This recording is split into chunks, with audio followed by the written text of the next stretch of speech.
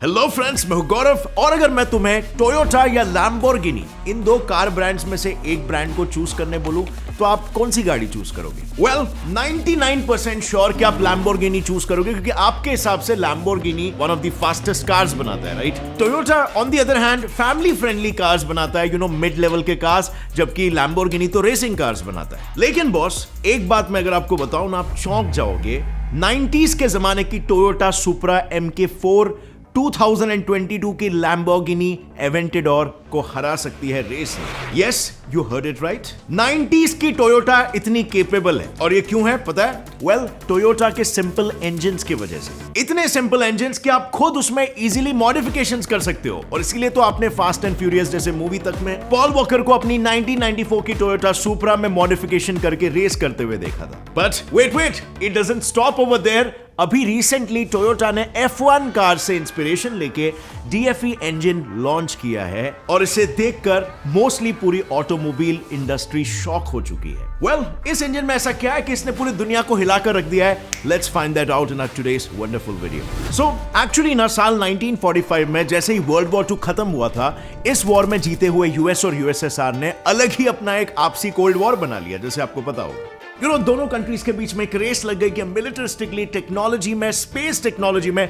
एक दूसरे को पिछाड़ेंगे। इसके बाद ऐसे बड़े कंट्रीज को देख वॉर का माहौल कोरिया तक पहुंच गया और वहां शुरू हुआ द कोरियन वॉर। पर इस कोरियन वॉर के दौरान जहां पर चाइनीज और सोवियट्स नॉर्थ कोरिया को लड़ना सिखा रहे थे, वहीं दूसरी तरफ US साउथ कोरिया को जीतने के लिए उसको सपोर्ट करने में बगल में मौजूद जापान की एक मामूली सी ऑटोमेटिक हैंडलूम्स बनाने वाली कंपनी टोयोटा को गाड़ियां बनाने की ट्रेनिंग दे रहा था। US का ऐसा मानना था कि स्ट्रेटेजिकली वॉर्स में लगने वाले व्हीकल्स को अमेरिका से ट्रांसपोर्ट करने के बजाय क्यों ना जापान में ही बनवाकर वहां पर भेज दिया जाए। आखिर वर्ल्ड वॉर 2 के बाद और स्पेशली हिरोशिमा और नागासाकी ब्लास्ट के बाद इनकी कंट्री की इकोनॉमी कुछ खास हालत में नहीं है। इनके खाने पीने के भी लाले हैं और इन्हें रोजगार चाहिए और इसीलिए अगर ये लोग मान गए तो इन्हें ट्रेनिंग देकर अमेरिका को easily high quality military grade vehicles वहीं पर से मिल जाएंगे without having to transport all across. But see, skill wise देखा जाए तो हैंडलूम्स बनाना एक अलग बात होती है और अमेरिकन स्टैंडर्ड की गाड़ियां बनाना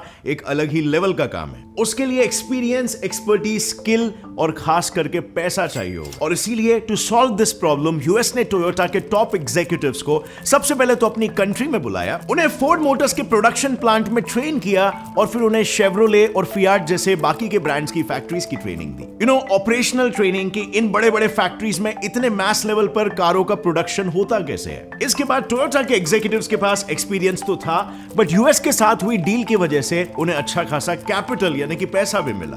but there was still something missing. पैसा तो एक जापानीज कंपनी के पास आ रहा था, पूरे जापान के पास अब तक नहीं। और इसीलिए 1952 में जब कोरियन वॉर अपने चरम सीमा पर था और टोयोटा ने अपनी पहली full fledged passenger car Toyopet crown को लॉन्च किया, तो यह कार सिर्फ जापान और अन्य डेवलपिंग देशों में ही हिट हुई। अमीर वेस्टर्न देश तो उसे देखना भी नहीं चाहते थे। वेल, यू सी, इसके पीछे रीजन ये था कि उस वक्त के डेवलपिंग कंट्रीज इंक्लूडिंग जापान के उबड़ खाबड़ रोड्स पर चलाने के लिए इंजन्स में ज्यादा टॉर्क की जरूरत होती है। अब टॉर्क का मतलब होता है रोटेशनल फोर्स, जिसे पैदा करने की काबिलियत होना जरूरी था, पर उसके लिए अक्सर स्पीड कॉम्प्रोमाइज हो जाती है। अब ऐसे में अपने चिकने रोड में अमेरिकन अगर इस कार को लेकर जाएंगे दौड़ाने के लिए तो ऑब्वियसली उन्हें वो मजा नहीं आएगा और उन्हें लगेगा ये कार स्लो है। और उन्हें तो हाई स्पीड कार्स का शौक था, तो सीधी सी बात है वो टोयोटा क्यों खरीदेगा। And this failure hits Toyota very hard. उन्हें यह एहसास हुआ कि अगर दुनिया की नजर जापान की ओर मोड़नी है ना, तो वेस्टर्न देशों को भी अपना कस्टमर बनाना पड़ेगा, उन्हीं देशों को उन्हीं के गेम में हराना पड़ेगा। और इसीलिए उन्होंने 1960s और 2000s के बीच में finally Toyota Corolla, Toyota Corona, Toyota Camry और टोयोटा सुपरा जैसे हाई परफॉर्मेंस कार्स लॉन्च किए, जो अपने तेज और मॉडिफाइबल इंजन्स के दम पर अपने जमाने के बाद भी कई दशकों तक ग्लोबली राज कर रहे थे। और इनमें से तो कैमरी और सुपरा तो आज के जमाने में भी छाए हुए हैं। यस, टू बी स्पेसिफिक, आज के तारीख में भी। बट फ्रेंड्स, देखो, ये हाई परफॉर्मेंस इंजन्स बनाना जितना इजी लगता है उतना आसान एक्चुअली में होता नहीं है। और इसीलिए कंपनीज एक दूसरे से आगे रहने के लिए कॉन्स्टेंटली न्यू इनोवेशंस करते रहती है अपने कार्स के इंजन्स की परफॉर्मेंस को बढ़ाने के लिए। फॉर एग्जांपल, ये इंजन देखिए, दिखने में तो ये एकदम साधारण सा इंजन लग रहा है, लेकिन इसे खोलते ही इसके अंदर मौजूद एक कंप्यूटर आपके सामने आ जाएगा। ये कंप्यूटर सिंपल भाषा में कहूं तो एक इंजन को सारी नेसेसरी इंफॉर्मेशन प्रोवाइड करता है, जैसे कि टॉर्क, स्पीड एटसेट्रा, जो कि एक कंट्रोलर की तरह काम करता है। ये इंजन आपको लगभग 2.1 सेकेंड्स में 0 to 100 किलोमीटर पर आवर की स्पीड अचीव करा देगी। Yes, only 2.1 seconds. और ये इंजन और किसी का नहीं बल्कि टेस्ला मॉडल एस मोटर है। ये कार नहीं, इलॉन मस्क द्वारा बनाया गया एक चलता फिरता रोबोट है। जहां बाकी के कॉम्पिटिटर्स एक दूसरे से इनोवेशन के मामले में आगे बढ़ने की कोशिश कर रहे हैं, वहीं टेस्ला ने ऑटोमोबाइल इंडस्ट्री की रेस ही चेंज कर दी है। लेकिन ये रेवोल्यूशन कोई ओवरनाइट नहीं आया। इसके पीछे लगी है सालों की मेहनत और एक फर्म एंड रिलायबल विजन पर। एक ऑर्डिनरी कंबशन इंजन में 4 मेजर प्रोसेसेस होते हैं जो साइक्लिकल मैनर में चलते रहते हैं। अब इनका कॉन्सेप्ट तो बिल्कुल सिंपल होता है, जो मैं आपको अभी समझाऊंगा, लेकिन इन्हें फाइनली ट्यून करने में काफी मेहनत जाती है, to extract maximum performance. So well, ये 4 प्रोसेसेस क्या है? Number 1, intake. आपने कार्स के सामने अक्सर ऐसी एक ग्रिल देखी होगी। वेल, इस ग्रिल से हवा अंदर आती है और फ्यूल टैंक से आता हुआ पेट्रोल गैस के रूप में मिक्स करके पिस्टन सिलेंडर में भेजा जाता है। नंबर 2 स्टेप होता है कंप्रेशन, जिसमें ऊपर आता हुआ पिस्टन इस एयर फ्यूल मिक्सचर को एक छोटी सी जगह में कंप्रेस कर सके ताकि फ्यूल लाइट अप करने पर वो किसी टाइटली पैक्ड बारूद की तरह सिलेंडर में धमाका करे। उसके बाद नंबर 3 पे आता है कंबशन, जिसमें एक स्पार्क प्लग से चिंगारी लगाकर फ्यूल को ब्लास्ट किया जाता है ताकि वो एक्सपैंड होकर पिस्टन पर फोर्स अप्लाई कर सके और उस पिस्टन को नीचे ढकेलकर व्हील को घुमा पाए। And finally the 4th step is exhaust, जिसमें कंबशन में पैदा हुआ धुआं एक सेपरेट वाल्व से होकर इंजन के बाहर निकाला जाता है। तो अब अगर आप गौर से देखोगे ना, तो ये प्रिंसिपल किसी साइकिल चलाने जैसा है, जिसमें आपके पैर सॉर्ट ऑफ 2 मेटल्स के पिस्टन्स हैं और एक टाइम पर एक घुटने के ऊपर ब्लास्ट करने पर वो पैर नीचे जाकर दूसरे पैर को ऊपर भेजता है और इससे हमें मिलता है एक रोटेशनल मोशन जो चेन या ड्राइव शाफ्ट से होते हुए गियर और फिर गियर से होते हुए टायर्स तक पहुंचता है। And that's how all the vehicles work. I know ये मैकेनिज्म दिखाई देने में काफी हार्ड लगता है, बट इसके पीछे का जो कॉन्सेप्ट है वो काफी सिंपल है, राइट? एंड बिलीव मी, सच में इसका ओरिजिनल मैकेनिज्म ऐसा ही है। तो वेल, अब इसमें हाई परफॉर्मेंस आउटपुट कैसे निकाला जाए? तो देखो, जितने भी कंबशन इंजन वाली गाड़ियां होती है ना, उसमें डाला जाने वाला फ्यूल ऑलरेडी इतना केपेबल होता है, यानी कि उसमें उतनी एनर्जी होती है कि वो एक ट्रक के ट्रेलर को तक खींच सके। The only problem is कि आजकल के ज्यादातर इंजन्स इस टोटल एनर्जी का सिर्फ 30 से 35% ही गाड़ी को आगे ढकेलने में यूज कर पाते हैं। बाकी का सारा एनर्जी या तो सारे मूविंग पार्ट्स या फिर रास्ते से मिलने वाले फ्रिक्शन को बीट करने में ही वेस्ट हो जाता है, या फिर इवन हीट एनर्जी के रूप में इंजन से बाहर लीक हो जाता है। इसे लो थर्मल एफिशिएंसी कहा जाता है। Which brings us to the next पड़ाव कि अगर इस लो थर्मल एफिशिएंसी को अगर एक्चुअली में बढ़ा दिया जाए तो शायद परफॉर्मेंस भी बढ़ जाएगा, राइट? वेल यस, हमें कोई हाई टेक्नोलॉजी की जरूरत ही नहीं है। अगर हमने थर्मल एफिशिएंसी को बढ़ा दिया तो परफॉर्मेंस शुड राइज। और टोयोटा कंपनी के लोगों ने भी बिल्कुल यही सोचा।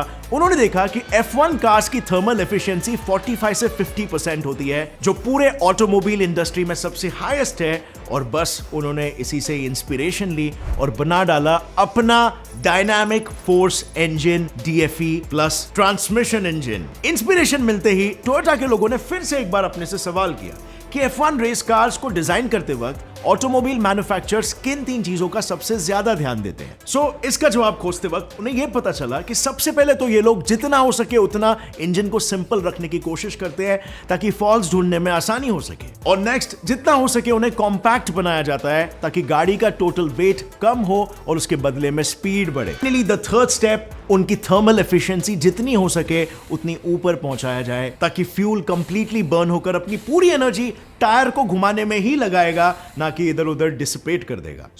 टोयोटा को पता चल गया बेसिकली कि हमें करना क्या है, बट अगला सवाल यह था कि हम करेंगे कैसे? इसका जवाब भी थोड़ा सा सोच विचार करके उन्हें मिल गया। टोयोटा के इंजीनियर्स ने सबसे पहले इनटेक प्रोसेस में यह देखा कि ऑर्डिनरी इंजन्स फ्यूल और एयर को इवनली मिक्स नहीं कर पाते, जिसकी वजह से कंबशन का प्रोसेस इनकम्प्लीट होता है और थर्मल एफिशिएंसी कम होती है।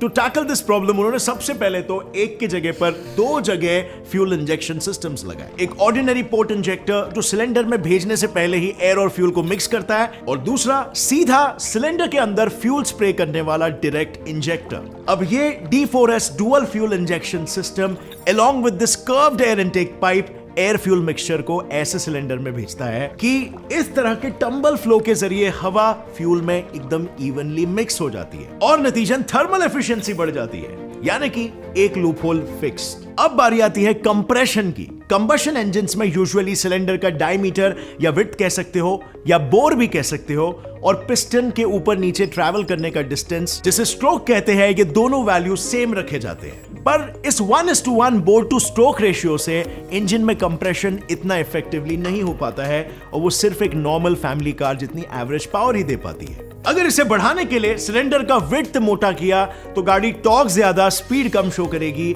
और अगर इसे नैरो किया तो गाड़ी स्पीड ज्यादा टॉर्क कम शो करेगी। यानी कि आसान शब्दों में एक तरफ कुआं तो दूसरी तरफ खाई। और इसीलिए to tackle this problem DFE में सिलेंडर का डायमीटर सिर्फ इतना नैरो रखा गया कि रेशियो समवॉट 0.8:1 के अराउंड आ सके, जिससे कि कंप्रेशन इतने एफिशिएंटली तो होगा कि इंजन हाईवेज पर तेज स्पीड दे सके, but at the same time पहाड़ों पर जहां पर ज्यादा टॉर्क की जरूरत होती है तब वो वहां पर रोएगा भी नहीं। So once again problem solved brilliantly. But इसे फिक्स करने के बाद टोयोटा ने देन फिक्स किया अपने थर्ड प्रोसेस को, जो था कंबशन प्रोसेस। यहां पर उन्होंने कुछ यूज किया which is called as Atkinson cycle. अब ज्यादातर कार्स ना ऑटो साइकिल इस्तेमाल करती है, जिसमें कंप्रेशन प्रोसेस के वक्त सिलेंडर में ऊपर के सभी वाल्व्स टाइटली क्लोज हो जाते हैं और पिस्टन को ऊपर आके एयर फ्यूल मिक्सचर को कंप्रेस करने में ज्यादा फोर्स लगाना पड़ता है। एटकिंसन साइकिल में ऊपर फ्यूल वाल्व पिस्टन ऊपर आते वक्त थोड़ा स्लोली क्लोज होता है, जिससे piston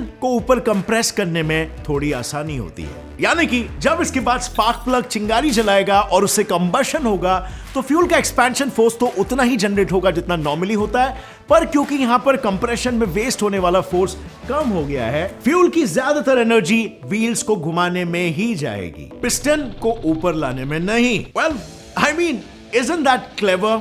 well not so fast, क्योंकि अब इन सभी इंजन में बदलावों के बीच में F1 इंस्पायर्ड टोयोटा ने कुछ चेंजेस अपने गाड़ियों के गेयर्स में भी किए हैं to reduce the weight. So actually में ना एक गाड़ी में सबसे ज्यादा वेट और सबसे ज्यादा जगह लेने वाली जो चीज होती है वो उसका ट्रांसमिशन सिस्टम होता है, ऑल थैंक्स टू उसमें लगे अलग अलग डायमीटर्स के मल्टीपल मोटे मोटे मेटल गेयर्स जो भारी होते हैं। So to solve this problem as well, इसके ऑपोजिट में टोयोटा ने अपनी गाड़ियों में CVT यानी कि continuously variable transmission system fit किया, जो गेयर प्लेट्स नहीं बल्कि इस तरह के एक बेल्ट ड्रिवन सिस्टम पर वर्क करते हैं, जो वेट को इजीली रिड्यूस करके परफॉर्मेंस को बढ़ा सकते हैं। अब यहां पर एक स्लाइड सा कैच है, ऐसा नहीं है कि ये सिस्टम अभी जस्ट नया आया है, ये सदियों से है, लेकिन ये काफी रेयर है बिकॉज इससे इनिशियल पिकअप के वक्त इसका बेल्ट कभी कभार फिसलता है और उससे गाड़ी को वो शुरुआती प्रॉपर पुल नहीं मिल पाती है। सो टोयोटा ने यहां पर भी एक शानेगिरी की, इसीलिए फर्स्ट गियर को नॉर्मल मेटल वाला रहने दिया और फिर हायर गियर्स को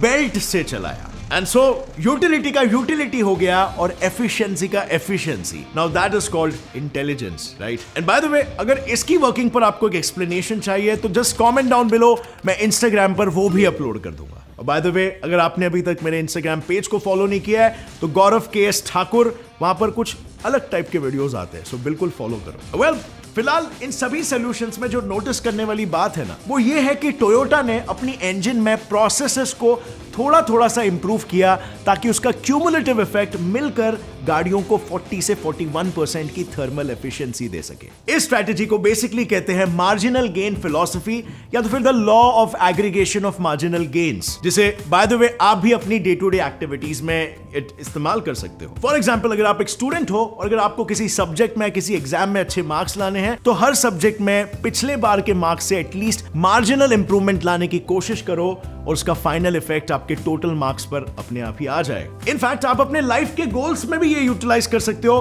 फॉर एग्जांपल, एक कोई बड़ा सा गोल हो सकता है, जैसे कि मे बी आपको कोई कंपटीशन जीतना है, तो आपको वो सारे एक्टिविटीज नोट डाउन करेंगे जो आपको उस कंपटीशन को जिताने में हेल्प करेंगे। For example, training, diet, sleep, using certain kinds of accessories for training, even nutrition के लिए सप्लीमेंट्स वगैरह, सारे का लिस्ट बनाओ। There could be 100 of such things, कुछ मैक्रो लेवल पर, कुछ माइक्रो लेवल पर भी, जो आपके परफॉर्मेंस को बढ़ाने में मे बी लाइक 0.5% इंप्रूवमेंट बढ़ा सकते हैं। और फिर उस सब का लिस्ट आने पर जो आपको 0.5% इंप्रूवमेंट दिला रहा है या इवन 1% इंप्रूवमेंट दिला रहा है, आप एक रूटीन तैयार करो और उस रूटीन को बस फॉलो करो। उससे होगा क्या? वेल, वो point percentages advantage over a period of time compound होने लगेंगे और एक मैसिव एडवांटेज आपको प्रोवाइड करेंगे ओवर योर कॉम्पिटिटर्स और आप कंपटीशन जीतोगे। सो या कॉन्सेप्ट कुछ ऐसा ही है और यही कॉन्सेप्ट ने टोयोटा को हेल्प किया इतना अमेजिंग इंजन बनाने के लिए। सो फ्रेंड्स, अगर आपको इस वीडियो से कुछ भी नया सीखने मिला, एक लाइक जरूर ठोकना। Get set fly fact channel को भी सब्सक्राइब कर लो और बेल नोटिफिकेशन दबाओ ताकि आगे आने वाली ऐसे ही अमेजिंग वीडियोस आप कभी भी मिस ना कर सको। और आप फ्रेंड्स, जाने से पहले कुकू एफएम ऐप इंस्टॉल करना मत भूलना, link is in the description. See you next time friends, till then as always stay curious, keep learning and keep growing. जय हिंद।